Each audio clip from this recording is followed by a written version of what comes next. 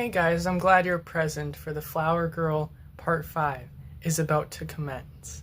So anyways, I'm in a new place right now. I'm on a ship, so that's why everything looks different.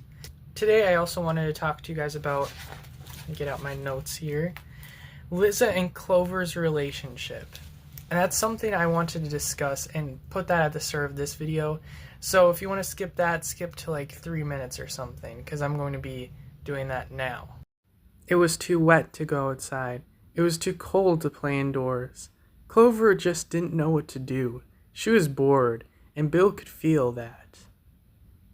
Their parents were fighting over the electric bill not being paid again. They're too busy getting high and stoned to remember to pay it. Clover almost cried in joy as she saw this figure approach the house. It was Clover and Bill's Granny Lasagna that they just loved. She brought them joy and she brought them breadsticks. Granny Lasagna just knew what to do to cheer the kids up, plus she would pay the electric bill if it was too late. She would teach the kids how to cook and how to clean and how to make an orderly house that deserved respect from the neighbors who heckled the poor kids every day. She would show them out to nature and teach them about the world. She also would joke about being the oldest woman on the planet and knowing how it was created. Clover and Bill would just laugh. Granny Lasagna was always so funny. While everyone else was too busy, including Grandpa, Granny Lasagna would take the kids to Disney World, where she would treat them to rides and games and have them have a memorable experience and have a childhood worth remembering, unlike her parents who were just stoners every day that just did heroin and Vicodin and any other type of chemicals that they could inject into their system. Clover and Bill loved their Granny Lizza. She was awesome. Granny Lizza had a secret, though, that she never shared with anyone, even her own daughter. Her husband knew, but he just would say that she was eccentric, and he would lie for her. But secretly, Granny Lizza was a food witch. And one day, Clover and Bill would use Granny Lizza's magic food book to accidentally make evil mini pizzas that attacked Bill and Clover's school. Is it a curse? Is it a gift? Who knows? But what is known is that Granny Lizza loves her grandchildren, and she would do anything for them. So now that that's done, the last part was basically about them saving Clover's mom. So if you have not seen that part, go back to that part. Bill kind of left the house, and now he's who knows where. So we're going to see what happens with all of that. Alright guys, I'm going to start. It was beginning to rain, and Granny Lizza was pacing around as she held a rope around Clover. She floated and hovered with ease. It was as if Clover herself was a balloon. Lizza was mixing together what looked to be acid, orange, red, yellow, blue, and purple. Almost a rainbow, Clover thought. Lizza was going to make her gay. Then Gladys looked at Clover with a sour look as she licked a lemon she had found in Lizza's fridge. Rain was pouring. The hole in the wall upstairs was ushering in a cool breeze. I'm a quiver queen, Gladys said, looking upstairs. Someone has to fix that hole by next time I come over. Granny Lasagna, what are we going to do? Clover asked as she got to the ground and fooled around with Grandma Liz's potions.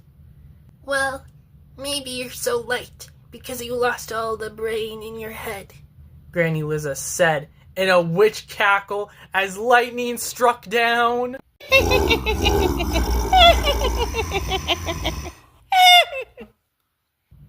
I have to remember not to cackle like that. I think she lost that before the potion. I mean, look at what the girl wears, Gladys said in her observational, cocky, almost hellish voice as a lemon popped out of her mouth. Granny Lizza went upstairs. I wonder what she's grabbing. Clover questioned as she ate the toast and hung on a cabinet. Doesn't concern me, Gladys said as she checked herself in the mirror. Well, you're too busy checking yourself to care. Clover said angrily. Clover, you're literally an airhead. As Gladys growled at herself in the mirror. I guess I'm scared. That's all. Clover said sadly. Everyone gets scared, but some of us, we know how to handle it. And right now, things are out of our control. Gladys said as she looked at her butt jiggling in the mirror. A stray, crusty, salty, sweaty, black, anorexic cat walked in and knocked into a figure of some sorts. It fell on Gladys with an invisible thump. The man cried. Who is touching my butt? I will snap your hand in two. Gladys questioned as the man became invisible. Please, help me up, the mysterious man said in a crispy voice. Crispy voice, like cereal. Granny Lizza came in just in time to see what had happened. You two weren't supposed to see him. I tried to hide him from your mother, Clover, because you know how judgmental she gets. Lizza said as she clutched a toast with a face in her left hand. I said left hand. She then crushed the toast up in her hand in a potion. You better not crush me like you did with that poor toast. Clover joked. Oh, you're going to get the baker's dozen now. Lizza laughed. She then stuck a potion in her mouth. Then Clover let go of the cabinet she was holding on to and fell to the ground as air blew out of her. She felt heavy again, but normal. She throttled to the ground like a fish out of water as she tried to get up. Don't worry, that will wear off, Lizza told her. Let's save your brother now. He needs help. Come with me, my little gremlin. Granny Lizza said in the witch's voice from Hansel and Gretel. Okay, but you better not fire me up and eat me. Clover said as she got up and made the conclusion her grandma was probably the voice actress behind the witch from Hansel and Gretel, the animated movie she had watched all the time. Granny Lizza had so many surprises up her sleeve. Well, if I'm such a witch, why don't I turn you into a frog? Granny Lizza replied as she caressed her left witch breast. Well, I never said you were good at spells, Clover said as she picked up the stray cat and stroked it. Clover and Lizza finished their passive-aggressive fight when the cat looked like it was about to sleep. Granny Lizza grabbed more magic food. Toast, rice, apples, and such, and had her cauldron tied to the back of her breadstick. Well, we better get moving if we're going to find your brother, the cat said as it jumped and ate Lizza's toast. Then the cat transformed into an old, thin, crusty, pale, apple-shaped woman. That I am thin, and that I am tame. My name is Wanda. I will be your tame companion on your journey. As she finished the toast, and then she corkscrewed to the extreme. She's wearing an odd cloak, but then soon revealed a crop top with sandals, and she was a thin, apple-shaped woman, so Clover immediately trusted her. Come on my broomstick. We can find him. I saw where he went, Wanda said. Don't trust that apple on a stick. She's evil, Lizza said, mocking the 6-year-old woman. You teased me earlier, Granny Lasagna, Clover said. Plus, I want to see her methods. Let us be off, Clover said as she and Wanda flew faster on her better flying stick. It put Lizza's breadstick to shame. She always looked better than Lizza. Wanda was a co-worker of Lizza's and had been her roommate for a while, before they got into many fights. Clover knew who Wanda was, but she didn't know Wanda could shapeshift. Lizza just went back home and saw Gladys sitting there playing with her curves again. Can I be your sidekick, Lasagna? Gladys said in her cocky voice as she put on lip balm. I don't know if you can stay out of trouble. Granny Lizza questioned. It's not like I twice. It's not like Gladys said as she looked down and rubbed her belly. I need you to take this garlic. Lizza said. Will this not make me pregnant? Gladys hoped as she swallowed the whole thing. Good, my little baby mama. Good. Lizza said in an evil cackle voice as lightning came crashing down.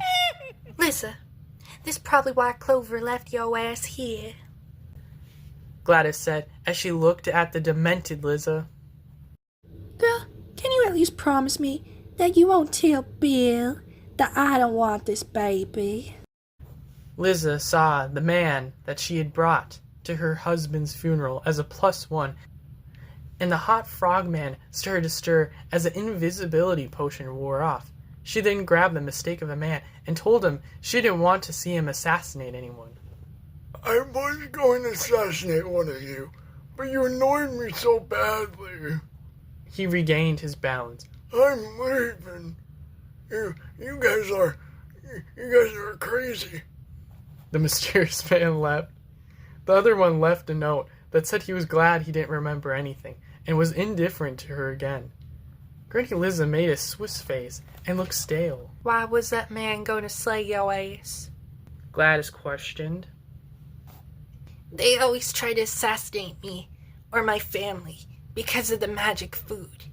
So I sleep with them instead and annoy them for some reason. I don't know why. She replied as she smuggled a cookie in her pocket. They usually don't teleport. That's new. Girl, you're crazy. Gladys laughed.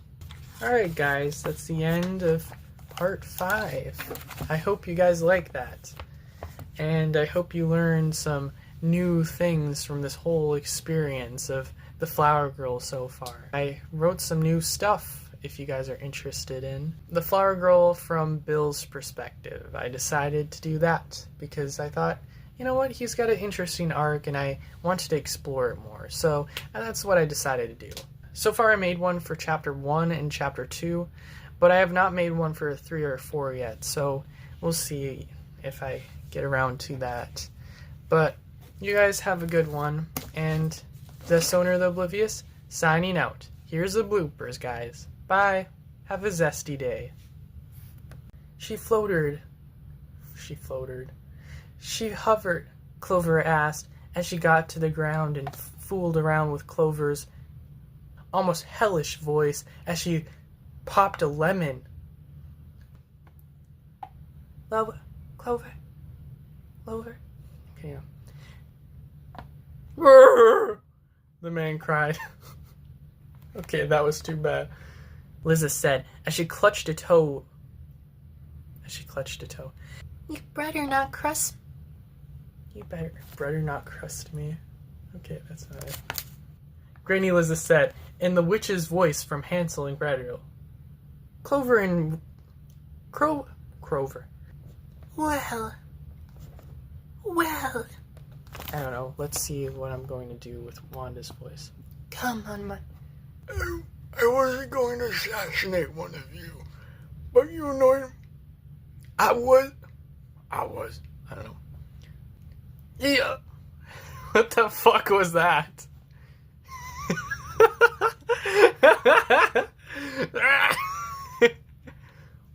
Okay.